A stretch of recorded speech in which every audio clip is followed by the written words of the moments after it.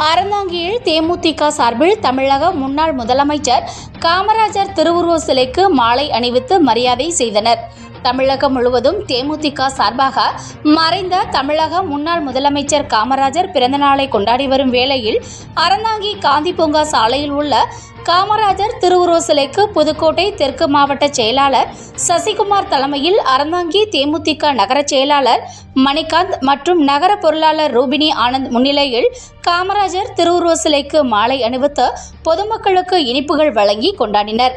இந்த நிகழ்ச்சியில் தேமுதிக ஒன்றிய நகரவட்ட நிர்வாகிகள் பலர் கலந்து கொண்டு காமராஜர் வாழ்க, மறைந்த கேப்டன் விஜயகாந்த் புகழ் ஓங்குக, பிரேமலதா விஜயகாந்த் வாழ்க என கோஷமிட்டு பொதுமக்களுக்கு இனிப்புகள் வழங்கினர்.